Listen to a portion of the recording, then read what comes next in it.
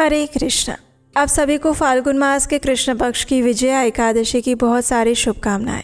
हमें आशा है कि आप सभी ने भगवान श्री हरि की प्रसन्नता हेतु इस विजया एकादशी व्रत का पालन किया होगा।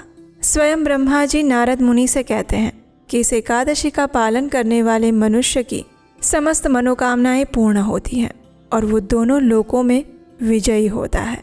ये एकादशी भगवान श्री हरि को अत्यंत प्रिय है और स्वयं प्रभु श्री रामचंद्र जी ने इसका पालन किया था और तभी से उसे विजया एकादशी के नाम से जानते हैं। लेकिन अब प्रश्न आता है कि इतनी महत्वपूर्ण एकादशी व्रत का पारण कैसे किया जाए। इस एकादशी का पारण करने की शास्त्रोक्त विधि क्या होगी, कौन सी सरल विधि से इसका पारण किया जाए जिससे कि इस एकादशी का पूर्ण फल प्राप्त हो सके। तो चलिए आज के इस वीडियो में इसी विषय पर बात करते हैं और हम आपको बताते हैं कि इस विजया एकादशी व्रत का पारण करने की शास्त्रोक्त सरल विधि क्या है। तो आइए आज का विजया एकादशी पारण विधि वीडियो आरंभ करते हैं। इस बार विजया एकादशी आई है 13 फरवरी 2026 शुक्रवार के दिन और इसलिए इस व्रत का पारण हम करेंगे कल यानी कि 14 फरवरी 2026 शनिवार के दिन। इस एकादशी व्रत का पारण करने का समय रहेगा कल सुबह 7:09 से लेकर 10:50 के बीच में। इसी निर्धारित समय के अंदर एकादशी व्रत का पारण किया जाएगा और ऐसा इसलिए है क्योंकि हमारे शास्त्रों में वर्णन आता है कि जिस प्रकार बिना स्नान किए सरस्वती नदी में पैर रखने से सारे पुण्यकर्म नष्ट हो जाते हैं, उसी प्रकार से अगर एकादशी के व्रत का निर्धारित समय के अंदर पारण नहीं किया जाता है तो हमारा वो एकादशी व्रत अधूरा माना जाता है। और इस विषय में हम अम्बरीश महाराज की कथा भी सुनते हैं। तो इसीलिए निर्धारित समय के अंदर ही इस एकादशी व्रत का पारण करना अत्यंत महत्वपूर्ण है। चलिए अब देखते हैं कि इस एकादशी का पारण कैसे किया जाए, यानी कि 13 फरवरी को आने वाली इस विजया एकादशी का पारण 14 फरवरी 2026 शनिवार के दिन हम किस समय पर कैसे कर सकते हैं। तो चलिए वो देखते हैं। तो सबसे पहले द्वादशी के दिन प्रातः ब्रह्म मुहूर्त में उठ जाएं, स्नान इत्यादि से निवृत्त होकर स्वच्छ हो जाएं, स्वच्छ वस्त्र धारण करें, अपने घर में मंगला आरती करें, भगवान को जगाएं। अगर घर में नहीं कर सकते तो साथ में किसी मंदिर में जाकर करें या फिर ऑनलाइन मंगला आरती का दर्शन करें। उसके बाद तुलसी देवी की पूजा आराधना करें, उन्हें प्रणाम करें, उन्हें जल अर्पण करें, उनकी प्रदक्षिणा करें। और याद रहे द्वादशी के दिन हम तुलसी पत्र नहीं तोड़ते हैं, इसलिए अगर आपको भगवान को भोग लगाने के लिए तुलसी पत्र की आवश्यकता है तो उसे एक दिन पहले ही तोड़कर रख लीजिए। तुलसी महारानी की सेवा पूजा करने के बाद अब उनके समक्ष बैठकर हरे कृष्ण महामंत्र का जप कीजिए। आप प्रतिदिन जितनी माला का जप करते हैं उतनी ही माला का जप आप तुलसी देवी के समक्ष बैठकर कर सकते हैं।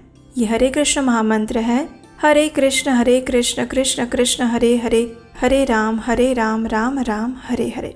ये महामंत्र है जिसमें सभी मंत्रों की शक्ति समाविष्ट है और इसीलिए इसे महामंत्र कहा जाता है। और इसी महामंत्र की माला का जाप आप आज के दिन एकादशी वाले व्रत में भी कर रहे होंगे। तो आप हरे कृष्ण महामंत्र का जप करने के बाद रसोई में जाइए और भगवान के लिए कुछ सात्विक अन्न भोग बनाइए। ऐसा भोग जिसमें लहसुन, प्याज या कोई भी तामसिक पदार्थों का प्रयोग ना किया गया हो। इस भोग को बनाने में ऐसे मसालों का प्रयोग भी ना करें जिसमें अनियन पाउडर, गार्लिक पाउडर इत्यादि का प्रयोग किया जाता हो। भगवान के लिए कुछ मिष्ठान बनाएं, कुछ अच्छा सात्विक भोग बनाएं, जैसे कि दाल, चावल, सब्जी, चपाती या फिर और कोई व्यंजन। इस प्रकार जब आप भगवान के लिए भोग बना रहे हो उस समय पे भगवान का कीर्तन सुनना चाहिए या उनकी कथा का श्रवण करना चाहिए, क्योंकि जब आप रसोई बनाते हैं उस समय में आपके मन में जो विचार चल रहे होते हैं, आपकी जो चेतना होती है वो सीधी ट्रांसफर होती है आपकी रसोई में, यानी कि आप जो भोजन बना रहे हैं उसके अंदर। अगर कोई व्यक्ति गुस्से में आकर भोजन बना रहा है तो उसका वैसा ही परिणाम उस भोजन को खाने वाले पर होगा। इसलिए रसोई बनाते हुए बहुत सावधान रहें कि आप कैसी सोच रख रहे हैं, आपकी चेतना क्या है। तो भगवान का स्मरण करते हुए, उनकी चेतना में लीन रहते हुए भगवान के लिए स्वादिष्ट सात्विक अन्न भोग बनाएं, उसमें तुलसी पत्र रखें और फिर भगवान को अर्पित करें। जब तक भगवान भोग पा रहे हैं तब तक आप दान की सामग्री एकजुट कर लें और बाकी तैयारियां कर लें। 15 मिनट बाद भगवान के पास से भोग ले लें, भगवान की आरती करें, उन्हें धूप, दीप, पुष्प इत्यादि अर्पित करें और उसके बाद एकादशी का पारण करने की तैयारी करें। पारण करने के लिए सबसे पहले भगवान के समक्ष जाकर हाथ में थोड़ा गंगा जल लीजिए और भगवान से प्रार्थना करते हुए इस मंत्र का उच्चारण कीजिए। ये पारण मंत्र है और ये मंत्र इस प्रकार है। अज्ञानतिमिरन्धस्य व्रतेनानेन केशव प्रसीद सुमुखो नाथ ज्ञान दृष्टि प्रदो भव। इसका अर्थ है, हे केशव, मैं अज्ञान रूपी अंधकार से अंध हो रहा हूँ। इस व्रत द्वारा प्रसन्न होकर मुझ पर कृपा कीजिए और मुझे ज्ञान तथा भक्ति रूपी नेत्र प्रदान कीजिए। इस प्रकार भगवान से प्रार्थना करके अब अपने घर में किसी वैष्णव को या ब्राह्मण को आमंत्रित कीजिए। भगवान को जो भोग लगाया था उसी में से अन्न प्रसाद उनको अर्पित कीजिए। वो संतुष्ट हो जाए तब तक उन्हें खिलाइए और उसके बाद अपनी क्षमता अनुसार कुछ दान दक्षिणा दीजिए। इस प्रकार अगर आप घर पर बुलाकर किसी को अन्न प्रसाद नहीं दे सकते हैं तो आप मंदिर में जाकर भी भगवान का भोग प्रसाद दे सकते हैं और दान दक्षिणा दे सकते हैं।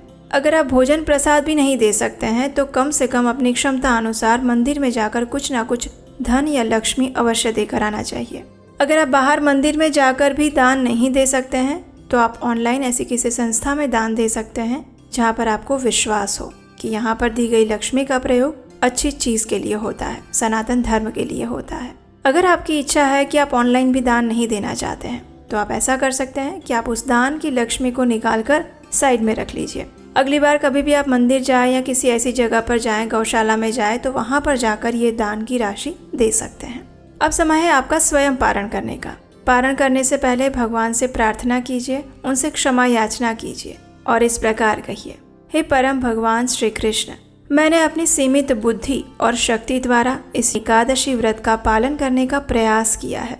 इसमें मेरे द्वारा हुई जाने और अनजाने में जो भी त्रुटि है उसे आप कृपया करके क्षमा कर दीजिएगा और मुझे आपकी शुद्ध भक्तिमय सेवा प्रदान कीजिएगा। इस प्रकार कहकर अब आप किसी भी अन्न प्रसाद के साथ अपना व्रत तोड़ सकते हैं। सबसे पहले भगवान को अर्पित चरणामृत ले सकते हैं या फिर भगवान को अर्पित जल ले सकते हैं और उसके बाद जो उन्हें भोग लगाया था वो अन्न प्रसाद ले सकते हैं।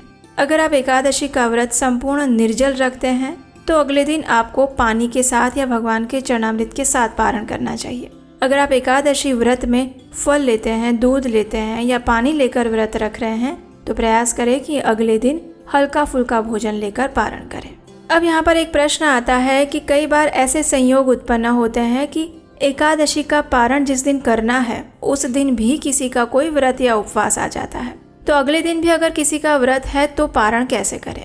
तो देखिए, पारण के सभी नियमों का आप पालन कीजिए, लेकिन आप संपूर्ण अन्न प्रसाद नहीं ले सकते। तो ऐसे में सिर्फ एक चावल का दाना लीजिए और उस चावल के दाने का स्वीकार करके भगवान से प्रार्थना कीजिए, या फिर जिस देवता की या देवी के लिए आप उपवास कर रहे हैं उन्हें प्रार्थना करिए कि हे देवी माँ या हे प्रभु, हम आपकी प्रसन्नता के लिए ये व्रत करना चाहते हैं, लेकिन एकादशी का पारण करना भी आवश्यक है। इसलिए मात्र पारण करने के उद्देश्य से मैं ये अन्न का एक दाना ले रही हूँ। इसे आप मेरे अपराध रूप में मत लीजिएगा और मेरे आज के व्रत का भी स्वीकार कीजिएगा। भगवान से ऐसे प्रार्थना करके फिर पूरा दिन आप अपना दूसरा व्रत भी आरंभ कर सकते हैं। इसमें कोई दोष नहीं लगता है और कोई संशय भी मत रखिएगा। बिल्कुल आप इसी प्रकार से अगर एकादशी व्रत पारण करते हैं तो आपका अगले दिन का व्रत भी यथावत चालू रहता है। तो ये थी एकादशी का पारण करने की संपूर्ण विधि।